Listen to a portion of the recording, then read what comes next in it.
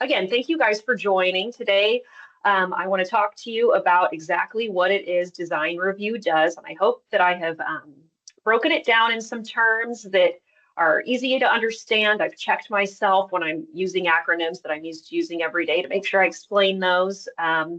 It's just me on this presentation today, so it would be really helpful if you guys would interrupt me with any questions. You can also put them in the chat, and I'm going to do my best to monitor that, but feel free to interrupt me. I do hope this is interactive. I've tried to make it as fun as possible.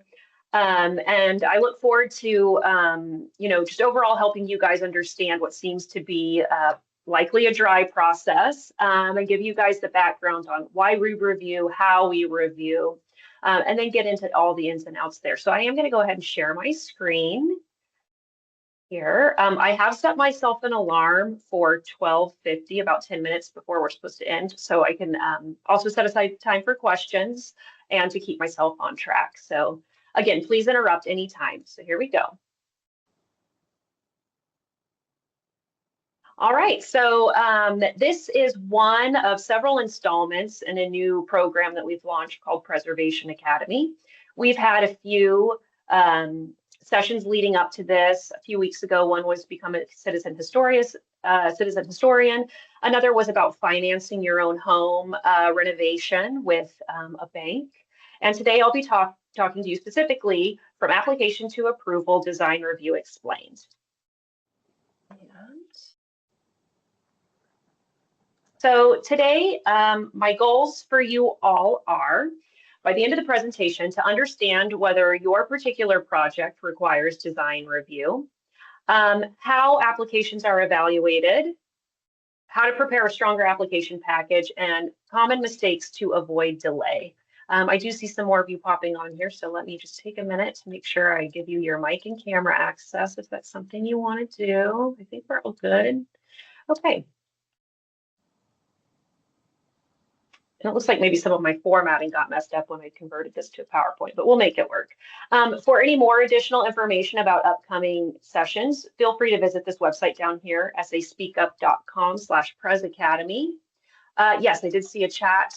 Yes, this is being recorded, and I will send it out with hyperlinks and everything to all the resources I am discussing for you guys.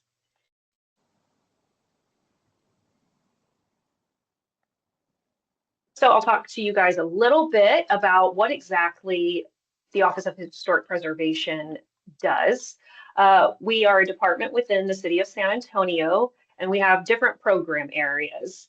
These include design review, of which I'm a part of, archaeology, so the city archaeologist exists within our office. Scout SA, they are a team of colleagues who maintain and scope out cultural heritage information. That's a lot of historic property research, that's cultural heritage districts, that's individual landmarks, all sorts of things. And then deconstruction, that's a team within our office that reviews all of the demolitions presented to the city permitting system for manual deconstruction versus demolition with a wrecking ball.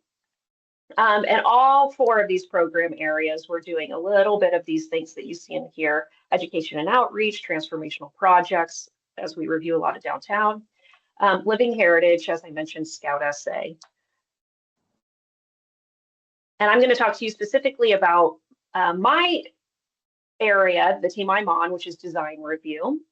And we are the team responsible for reviewing all exterior modifications to properties that are designated historic by the city of San Antonio through a zoning ordinance. And so I imagine many of you have come to this presentation because you live in a home that's maybe landmarked individually, or it's within a historic district. And so any of those exterior changes you may be looking to make to your home, we are the team that reviews that. And those exterior modifications are going to apply in that review to all of these things you see here in this bulleted list.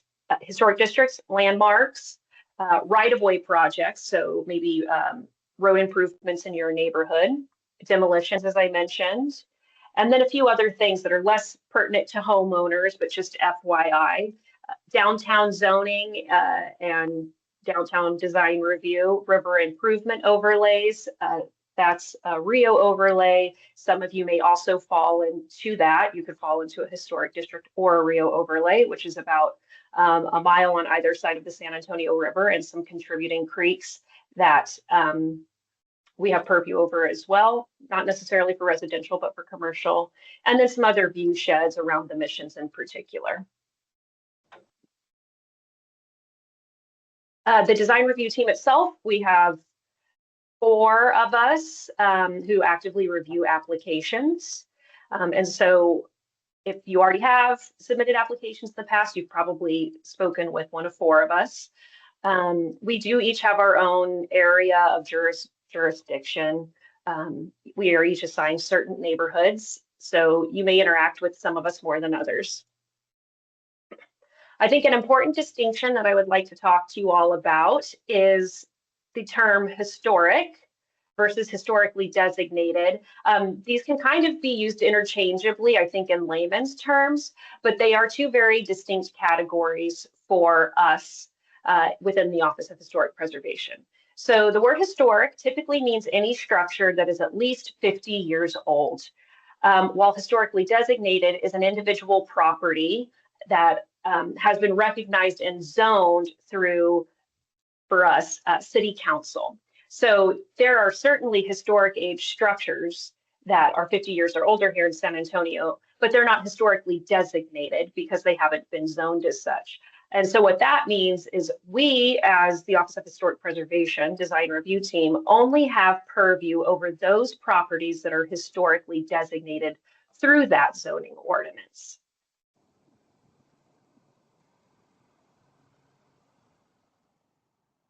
So as you move into the process, you realize, okay, my home, I live in a historic district, so that any exterior modification has to be reviewed by the design review team within the Office of Historic Preservation. Well, what exactly requires that approval? And if it's anything that you think is going to affect the exterior, odds are you'll require approval by us through a document called the Certificate of Appropriateness. So let's get a little more into what exactly is that exterior modification. It can be something as small as repainting your window trim, your door replacement, any sort of foundation work, roof replacement, siding repair, to bigger scopes like rear additions, new construction. Perhaps that's a new single-family home on a empty lot within a historic district. Maybe it's the construction of a rear accessory, as well as site elements, any major landscaping, fences. We get a lot of those. Maybe flat work, the thought of repouring or repairing a driveway. And then for our commercial properties, again, not necessarily applicable to you all, any signage. So, you know, in any of our major corridors like Roosevelt, we review that signage, Monte Vista signage, things like that, as well as demolition of historic landmarks. Typically, those come to us in the form of the demolition and removal of rear accessory structures that are in poor repair. We also do get some requests for primary, and it's not likely that the primary structures are granted demolition. Let me check my chat here. Okay. So now that you know, we've kind of established what exactly requires approval. How do we know it requires approval? Like, who told us that this requires approval? I think this is something important that I'm sure homeowners think, did we just kind of like pull this out of the air? Why do windows require approval versus things on the interior don't? So let me mention that the interior scopes do not require our approval. They require city permitting, but not our approval through a certificate of appropriateness. So we are, what is codified through the Unified Development Code are these exterior scopes. So this is essentially the code that says these are the things in which we are required to review. And this, the UDC is also what has codified the historic design guidelines. Give me a moment. I see some more people have joined. I want to make sure that you guys have the ability to chime in with your questions. So as some of you have joined, this is interactive. So if you have questions, please feel free to jump in and interrupt me. I will not be offended. Okay. I think I've got y'all. Okay, perfect.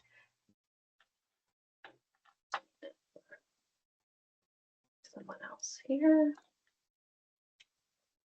Okay, back to the UDC.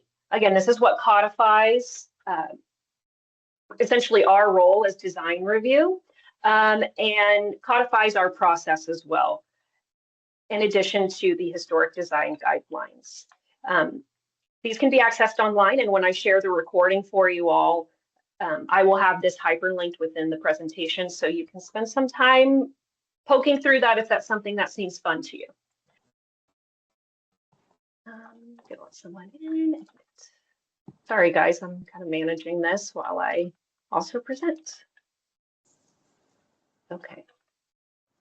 So you know exactly what you want to do. You know you live within a historic district. You know that any exterior modification is going to require our review, but where's the direction on what the guidelines consider appropriate versus what the guidelines may not consider appropriate?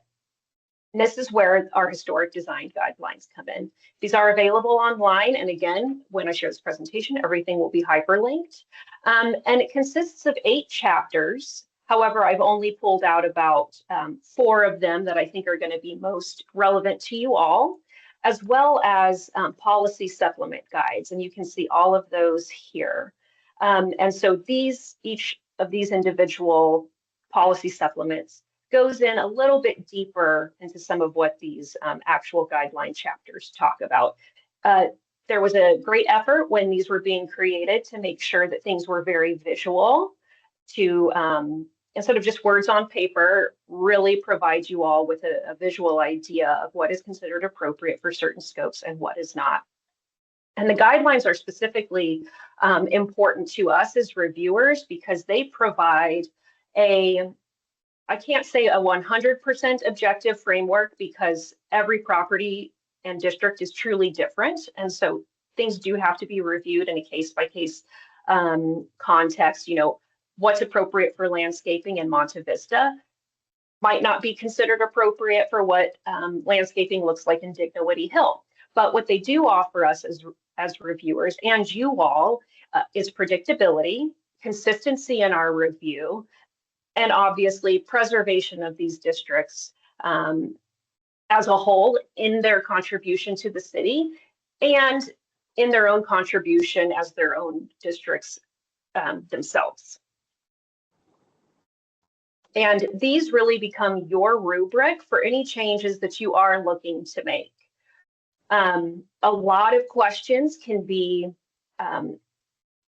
answered, or designs or thoughts can be worked through even prior to speaking with staff once you kind of read these guidelines and start to implement them into your design process.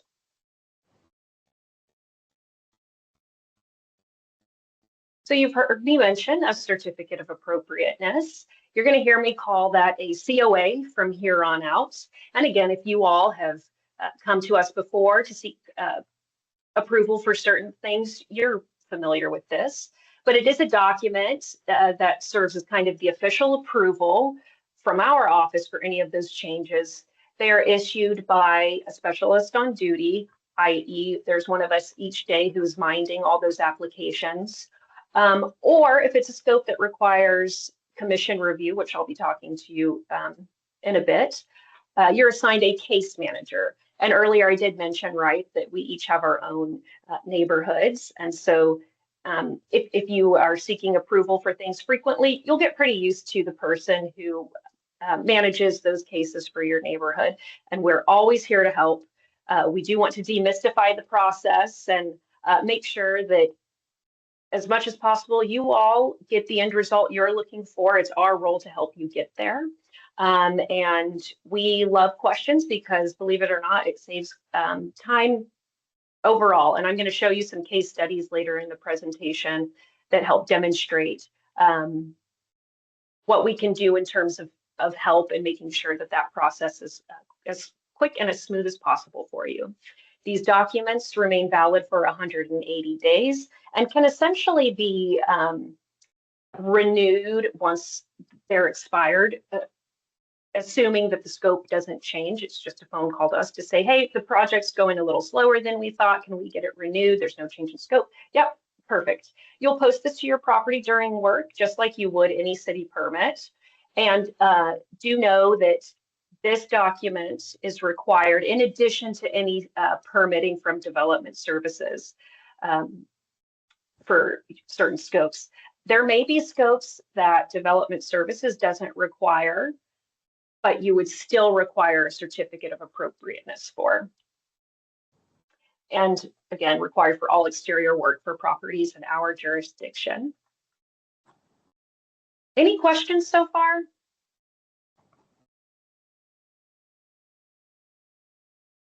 Right. So now you have, you're at a point in your project where you know you're in a historic district. And I think maybe a slide didn't make it. We'll see if I run across it. I want to show you a way to check if an address is considered historic. But you know you live in a historic district. You know that your exterior modification is going to require approval.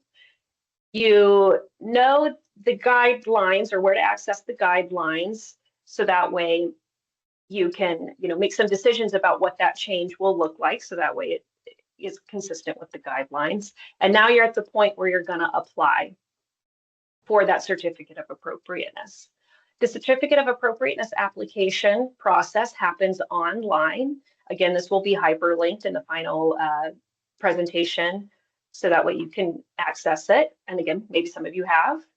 And you will create a user account. And what that does is that serves as a repository for all communications with us as staff about your project. And it's a repository where all of the documentation we issue lives. So a few years pass, for some reason you want to have a look at what exactly was approved for your rear fence, you can access your user portal anytime to see those previous approvals. For the most part, you all will likely be applying here for the certificate of appropriateness. These other two application types are for undesignated properties or for people who are potentially looking at individual landmark designation for their own property that is not currently designated. And we've made real efforts to make the application portal as smooth as possible. It is still a city website, but we've worked with it long enough to understand where those pain points have existed. And so we do what we can to make sure that that goes smoothly, because it's never fun to be frustrated right off the bat with something like this. I think one of the biggest takeaways today is understanding how a thorough and complete application is one of the biggest tools in your tool set. I'm going to talk to you about what a complete application looks like, but there's really truth that the more complete and thorough an application we receive, the faster that approval is. It reduces the amount of back and forth that we have with each other in getting the information that we need. And I do have some case studies that are going to kind of demonstrate exactly what I'm talking about. So I'll talk to you a little bit about what materials generally we need from you all to consider that application complete. Each scope requires something slightly different, but for the most part, these are the things that we are looking for when we open up your application on the back end. We're really kind of going through a checklist. Do the photos exist? Are there drawings? What about any, contextual information? It's a fence request. What do the fences perhaps in the rest of the neighborhood look like? So for photos, many times people will submit Google photos. We do not accept those. We really do need current photos as the property exists today. because Google can be out of date, of course. And we like to see each facade, side, front, back. Not only does that help us inform, your request in some context, it also serves as a research tool for, people in our office, perhaps 20 years down the line. Something happened to the siding. We don't know. It must have happened between, 2015, 2018. We're able to go look back in those records and see current photos from 2015 or so. And it just serves as a great research tool for any future researchers. Depending on the request, if it's windows, there will be more photographs associated with that. And your case manager will walk you through what those require. We also need, for bigger scopes, measured drawings and scaled and dimensioned site plans. Many times this does come to us from a computer program like CAD, or someone's architect has provided it, but we do also accept hand drawings.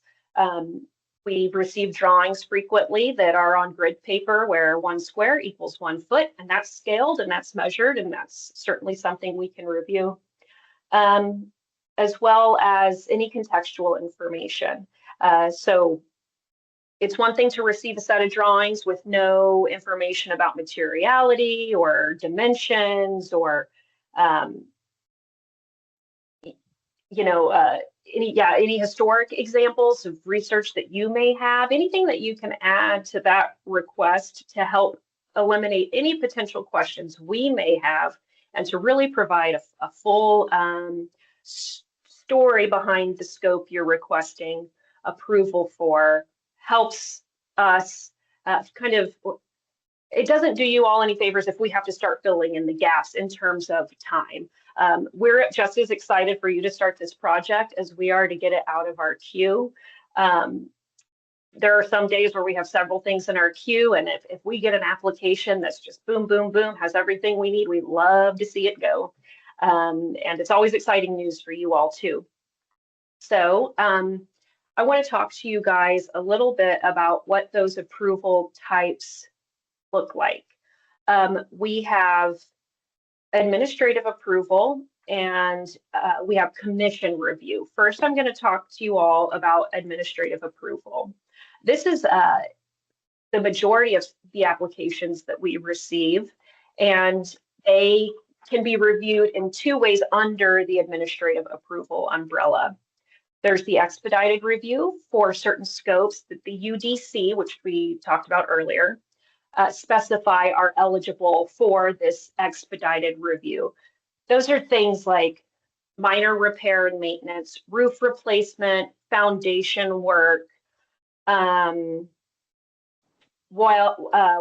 the UDC specifies some other scopes can be reviewed administratively, meaning staff can review it. It doesn't require review by the commission at the standard 10-day review. And again, it's the UDC that dictates which scopes can fall under the 10-day standard review, and it's the UDC which dictates which scopes can be reviewed under this expedited review. The 10-day review scopes I have kind of pointed out here. No one likes reading off the slide, but I will go ahead and read these scopes. Front yard fencing, porch reconstructions, rear addition or modification of fenestration on non-primary facades. And, this might be a little out of date, truthfully, because front yard fencing isn't something that we do at a 10-day. Detached carports, substitute materials, meaning maybe there's a siding, somebody wants to replace their current siding, it's in terrible shape. We agree that it's in terrible shape. And what historically existed was a 8-inch reveal wooden lat siding. This is rare that this would happen, by the way, but this is just an example. The applicant comes to us, we do determine it's in poor shape, and they would like to replace the original wood siding that's beyond repair with a cementitious fiberboard product like hardy siding. That's something that we can approve at the 10-day level in that very particular instance. Rear additions if they're within a certain square footage, and then demolition of non-contributing structures.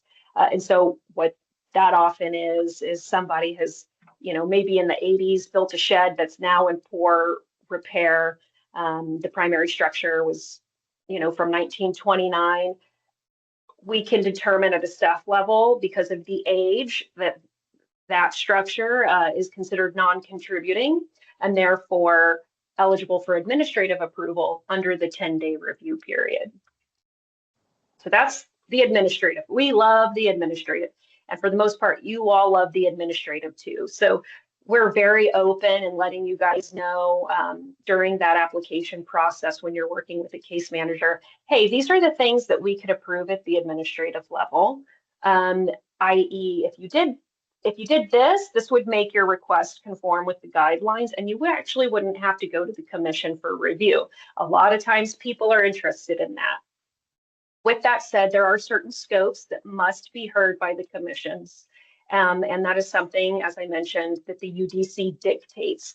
And so I think something important to remember is it's not necessarily the design review team saying, oh, we don't like that. I think that needs to go to the commission, or this really isn't that well designed. That needs to go to the commission. We are bound by what the UDC tells us goes where. So pass that along, maybe. It's not just us kind of sitting at our desk deciding these things flippantly. It really is codified. And that's, of course, what we're bound by. Any questions so far? Yes, Gemma. Let's see. Yeah, go ahead.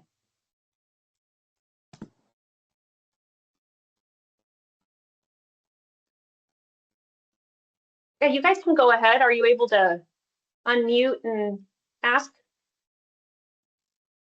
I can go ahead and ask. I was just curious to know if there's a cost associated with like applying for or receiving that certificate of appropriateness. Sure, great question.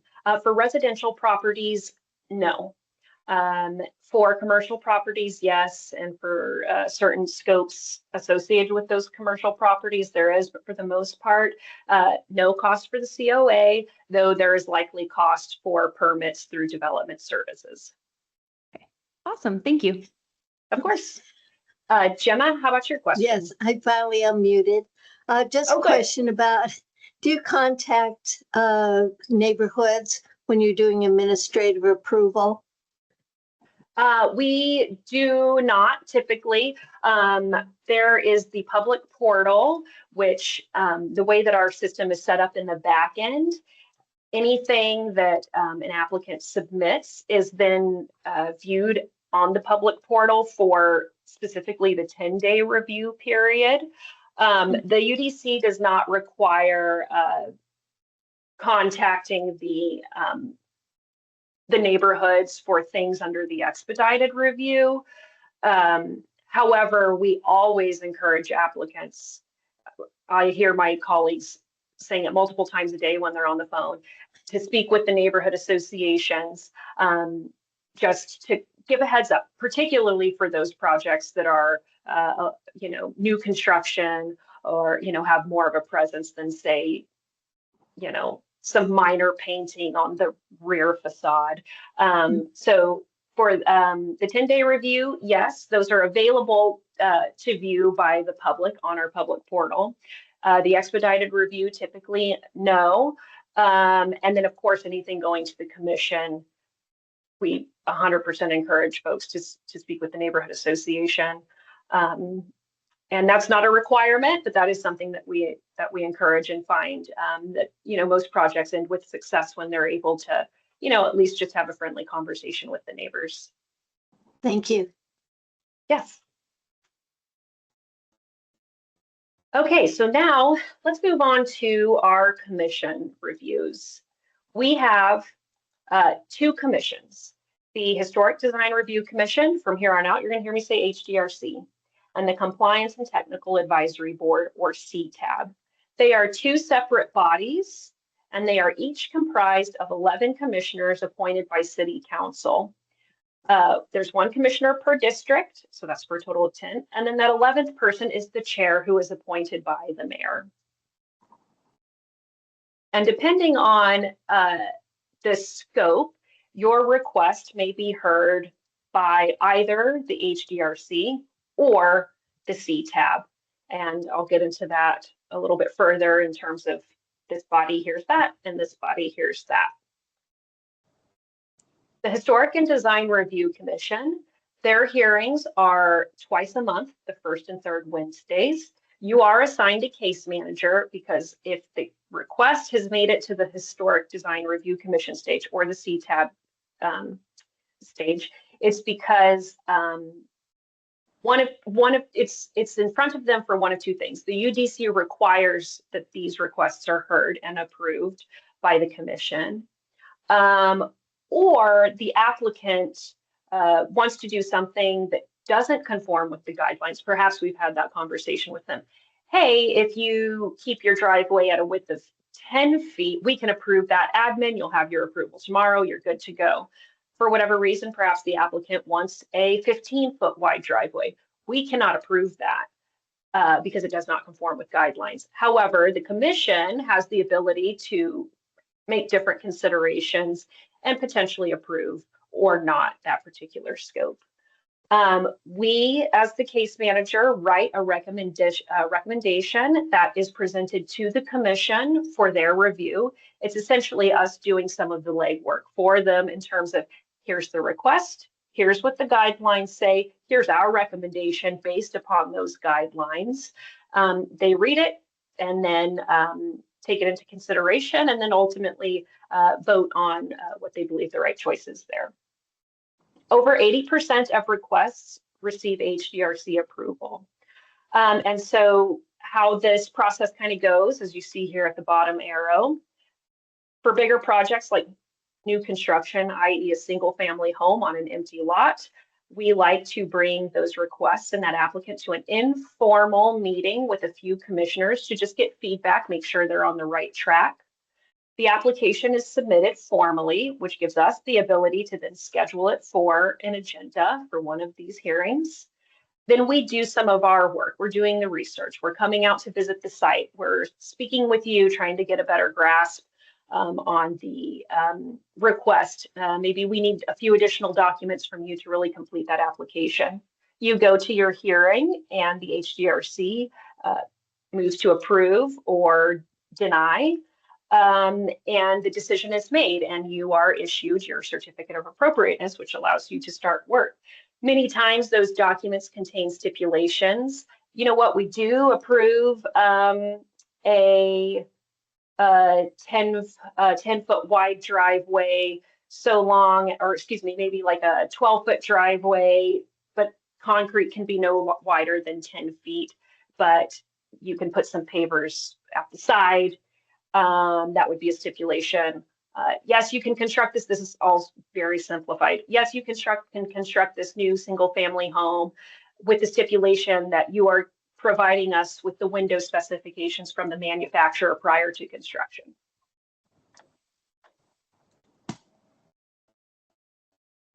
The Compliance and Technical Advisory Board is the second body that we've mentioned. They are a newer offshoot of the Historic Design Review Commission. Hi, Deborah. Yes, I see you have a question. Feel free to ask. Thank you.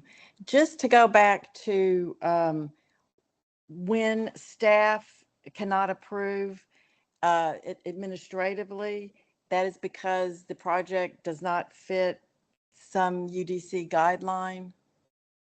Yeah, that's one of the scenarios. Yes. So there would be a scenario where we can't approve. One I'm working on now that's going to go to CTAB is the applicant wants to install an 18-foot wide driveway. The guidelines say that a driveway should be no wider than 10 feet. And I've spoken with them, hey, we can approve a 10-foot wide admin. And they said, no, we want 18 feet. Okay, I can't approve that. So let's put you on the CTAB agenda and they can consider your request for potential approval. That's one of the scenarios. The second scenario would be new construction. like a rear accessory or a single family home, the UDC dictates that that cannot be approved at the administrative level. It can only be approved by one of the commissions. Great. Okay, a follow-up to that. How is it determined if an item is on the consent agenda or not? Awesome, great question. So a consent request would be, yeah, you know what, we do recommend approval to build this single family home with the stipulation that the front yard setback is greater than either of the adjacent neighbors' front yard setbacks. That's written as a stipulation. We talk to our applicant, you know what, we're recommending approval. Generally, we do have the stipulation. How does that sound to you? The applicant can say, oh yeah, easy, no problem, I agree. Great, it makes it on the consent agenda because we had a conversation with the applicant where the applicant agreed with all of the stipulations. Whereas maybe they didn't agree, it moves to the individual agenda, so that way the applicant can speak directly with the commission for consideration. Thank you. Yes. So the Compliance and Technical Advisory Board, they're reviewing separate scopes from the Historic Design Review Commission, and their focus really is on these technical issues, material changes, window replacement, composite substitutes. I think that's probably referencing like hardy board. Their concerns are much more technically minded, product focused, whereas the Historic Design Review Commission is really more a little more designerly minded. And let's see, I think if maybe I have anything else to add there. Oh yes, the CTAB only meets once a month, and that's the third Friday of every month. So there are a total of 3 commission hearings a month. And as it concerns you all as applicants, we do have deadlines where material submissions need to be in our hands for proper review. We are required to post the agenda publicly about 1 week ahead of time to the hearing. One of those red signs is placed in your yard, also letting the public know, hey, a change might be happening.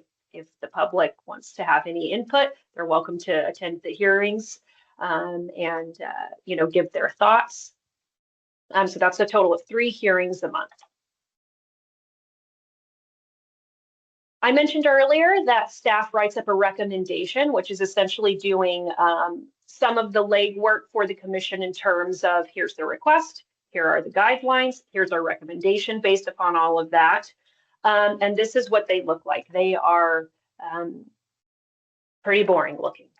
And they're written in such a way that it just gives, you know, the property information, the request, the citations that are pulled and considered from the guidelines, and then our findings where we go through and say, this is the request, this is what the guidelines say. This is the request as it concerns massing and form, here's what the guidelines say. And then our recommendation, of course, based upon those findings. Again, this is exactly what the commissioners review in addition to the case file, which is all the photos, all the drawings. They review that ahead of time. So that way they're a little prepared when they come into the hearing for deliberation. I'm going to move into some case studies now because I want to show you, as I mentioned, how a complete application moves quicker and more efficiently than a poor application. And again, we are here to help. And so it is our job for incomplete applications, or maybe someone has never been through this process before, to try to move you all through the process so that way you can reach success, get what you want at the end, as painlessly as possible. So let's start with our case study number 1. This is a fence application that I am actually currently working on. We are 2 weeks into the process, and the documents that you see here are what were provided to me as the case manager for review. So they provided an image of the property, as well as this kind of mock-up of what they're wanting to do. Part of the application is to provide us with a narrative scope, and the scope they provided was repair and replace perimeter fence. So I have a lot of questions about this one. What's the material? They just say see-through fence. I mean, I can make some assumptions, but I can't make recommendation or approve on assumptions. I need to have real concrete evidence what I'm approving, right? So the scope also wasn't very helpful. Repair and replace perimeter fence. Okay, are you replacing the whole thing? Where are you repairing? I only have this one photo. I don't know what the rest of the site looks like. I assume this is the only place that you're wanting to repair and replace the fence, but I actually really don't know. Also, for our own documentation and research purposes for the future, we'd like to see additional photos of that building. This kind of site plan they've provided has very few dimensions. I have an idea of the height. Okay, that's great. But you know, what is this overall dimension? It mentions something about 18 feet deep, but from what? I'm not sure. And then there are no material specifications. Are they proposing that this is metal? Are they proposing that this is wood? You know, I'm unsure. So I've been on the phone and on emails with this particular applicant, kind of like drawing information out. And you know, we're 2 weeks in on this and counting. This sort of fence approval would be something that could be approved at the administrative level because a fence already exists. And it should be pretty straightforward, but I'm just missing so much information. I can't fill in the gaps because that's not our task. We have to have concrete evidence for what we're approving. So let's go to a good application example. Check out this scope that they provided. Requesting to increase the existing driveway approach. Okay, they're talking to me about flares of that particular approach. Requesting to modify the rolling gate entry by constructing a pedestrian gate at the southeast corner. The rolling gate and pedestrian gates will be wood privacy gates and will adhere to the previously approved COA. And so these are the application materials we received for this one. I have a full idea of what this property looks like. They sent me a photo of the existing gate, which was going to be part of the scope. On the next page, you're going to see the site plan that they provided to me. This is dimensioned, it is scaled. It's telling me this area here is going to be a new 6 foot tall wood privacy fence. They've given me the dimensions of the approach. This is an example of an application that had everything we needed to do a proper review.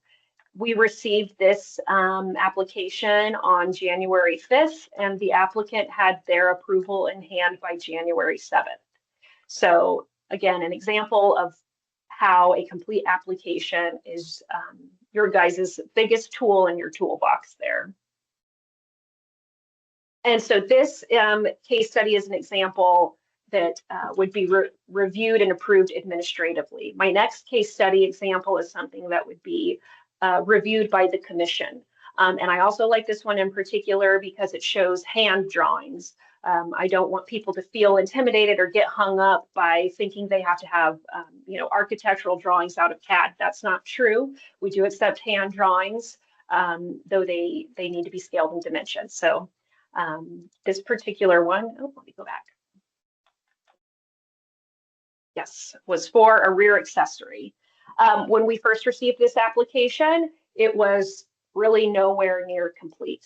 I understand it's for a rear accessory, but I was given these kind of like disembodied site photos. I don't really know what corner of the yard this is supposed to be on. I'm guessing it's going to be there on the gravel. Unsure. I don't even know what the primary structure looks like because no photos were provided.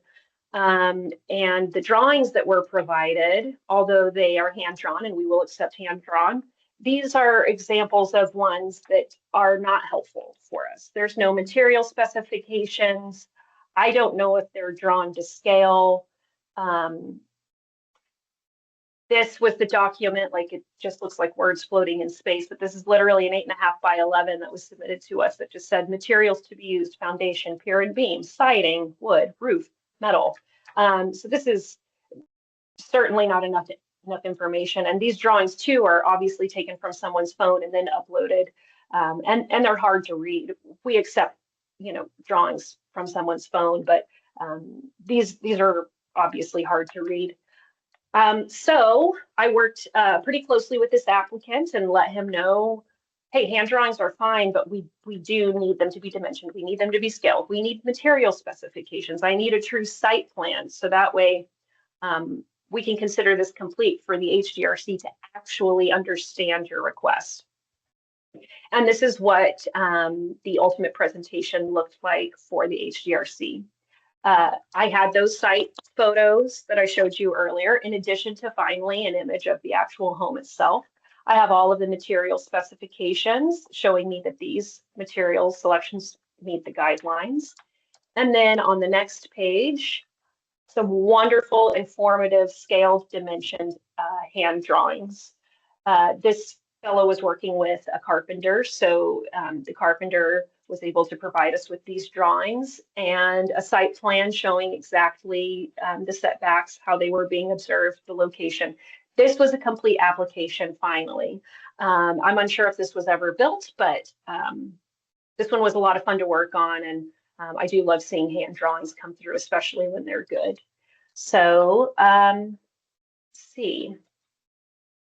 For today's takeaways, I feel like I really sped through that and I could have gone way deeper on things, but for today's takeaways, if you remember nothing else, know that most exterior changes require review. If you're unsure, please, please, please ask us.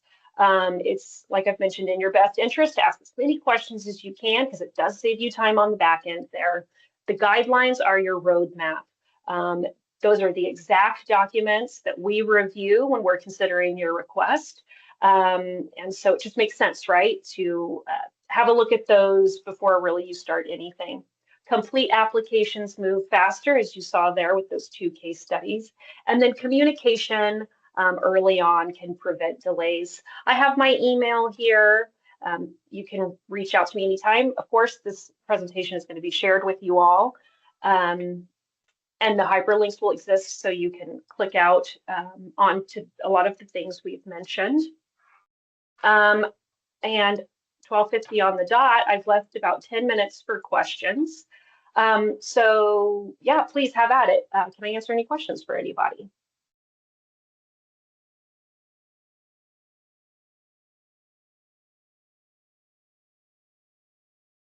Yes, Deborah. So will the hyperlink take us to the UDC guidelines that determines what goes to the HDRC? Yes, and I do have some links that I kind of want to pull up for you guys. Can you now see my web browser? Yes. Okay, great. So let me get this out of the way first. Okay, we go here. Guidelines.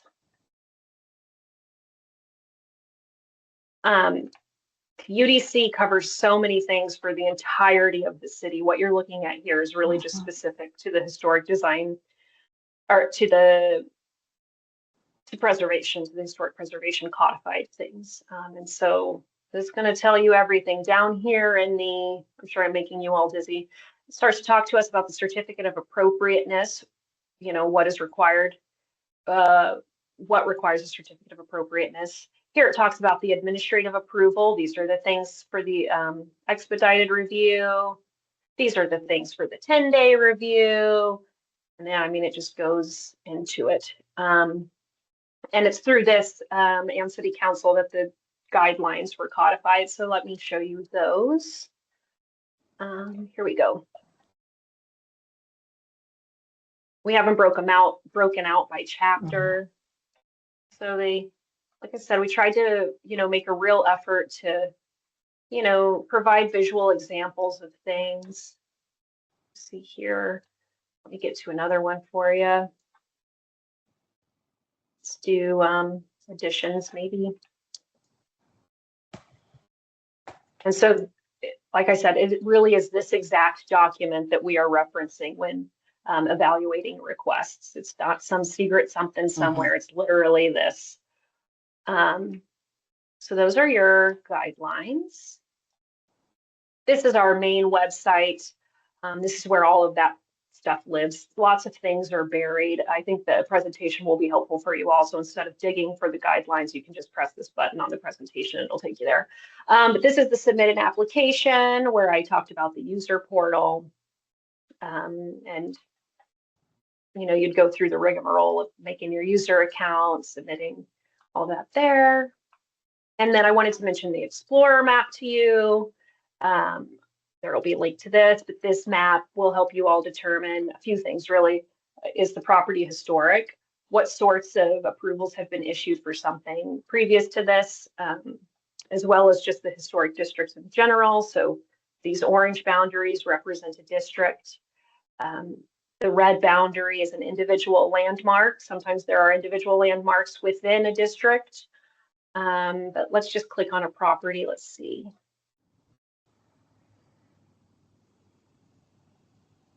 It's King William down here. I'm just going to click on this. 317 Parida exists within King William, and it's an individual landmark. I click my case info, and here are all of the requests that have gone up to the commission or 10-day, and I can view all the documents associated with those things. And these things are especially helpful for, I don't recall, I think it was Gemma who asked about the neighborhoods. This is a great point of reference for you all to kind of, do some research there yourself to figure out, what changes have been made. Hey, I see something going on. Did these people actually come and get approval for that? And this will be linked, of course, as well. Okay. Any other questions?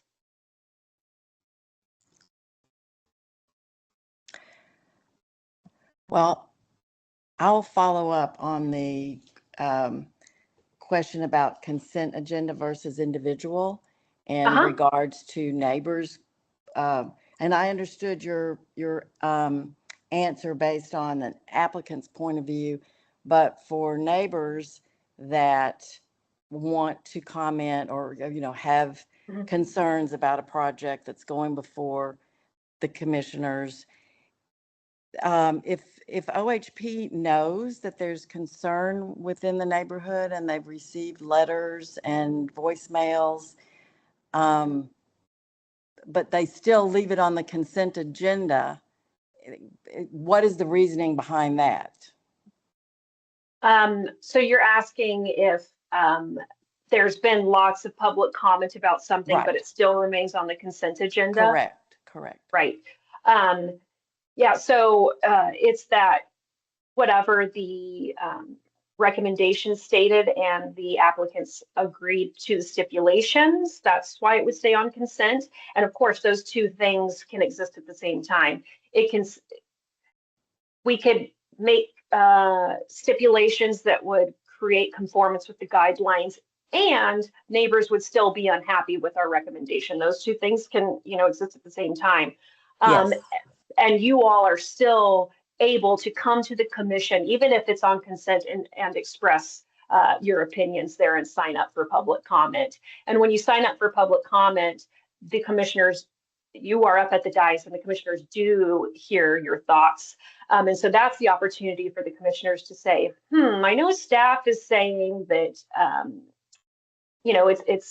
it's meeting guidelines because these stipulations are going to be agreed upon by the applicant. But actually, we're hearing a lot of chatter amongst neighbors who've decided to turn out. I think maybe we should pull this and take it to individual consideration to get a better idea of kind of what's going on here. Right. Okay. Thank you. Yeah. Yes, of course. Let me put my email back up on the screen here. But if there aren't any additional questions, I really do thank you all for your time. On these web things, it really feels like I'm just like talking to space. So I hope this was helpful. Please reach out if you have any questions. I truly do mean that. I look forward to working with any and all of you at any point in time, but I do hope you guys enjoy your weekend, and we'll talk soon. Thank you all. Thanks, Caitlin. Thank you.